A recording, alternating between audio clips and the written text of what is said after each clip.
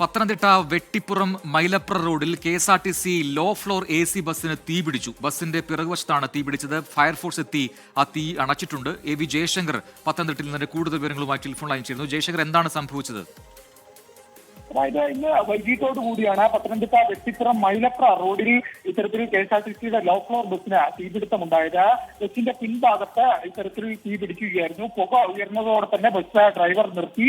പിന്നാലെ നാട്ടുകാർ തീ അണയ്ക്കാനുള്ള ആദ്യശ്രമം ആരംഭിച്ചു. പിന്നാലെ ഫയർഫോഴ്സ് എത്തി വെള്ളം ഉപയോഗിച്ച് തീ പൂർണ്ണമായും അണച്ചിട്ടുണ്ട്. ഈ ബസ്സിലെ ഷോർട്ട് സർക്യൂട്ട് ആണ് ഇത്തരത്തിൽ തീപിടുത്തത്തിന് കാരണമെന്നാണ് ഫയർഫോഴ്സ് പറയുന്നത്. എന്തായാലും ഈ ബസ്സിൽ യാത്രക്കാരുണ്ടായിരുന്നില്ല. ട്രയൽ റണ്ണിനായി കൊണ്ടുപോകുന്ന ബസ്സായിരുന്നു. അതുകൊണ്ട് തന്നെ ഡ്രൈവറും കണ്ടക്ടറും മാത്രമാണ് ഉണ്ടായത്. വലിയൊരു അപകടമാണ് പെട്ടെന്ന് നാട്ടുകാരുടെയും ഫയർഫോഴ്സിന്റെയും ഒക്കെ ഇടപെടൽ മൂലം ഉണ്ടായിരിക്കുന്നത്. എന്തായാലും ഈ ബസ്സിന്റെ സാങ്കേതിക തകരാർ, ഷോർട്ട് സർക്യൂട്ട് ആണ് ഇത്തരത്തിലൊരു തീപിടുത്തത്തിന് കാരണമെന്നാണ് പ്രാഥമികമായി ഫയർഫോഴ്സ് എന്തായാലും പറയുന്നത്. ഈ പരിശോധനയിൽ തന്നെ ഇത്തരത്തിൽ തീപിടുത്ത സാധ്യത കണ്ടെത്തിയ സാഹചര്യത്തിൽ കൂടുതൽ സുരക്ഷ എന്തായാലും KSRTC ഒരുക്കും. നിലവിൽ ഈ തീ പൂർണ്ണമായും അണച്ചിട്ടുണ്ട്. കാര്യങ്ങൾ സുരക്ഷിതമാണ്. മറ്റ് പ്രശ്നങ്ങളൊന്നുമില്ല. ശരി, AV ജയശങ്കറാണ് പത്തനംതിട്ടയിൽ നിന്ന് വിശദാംശങ്ങൾ നൽകിയത്.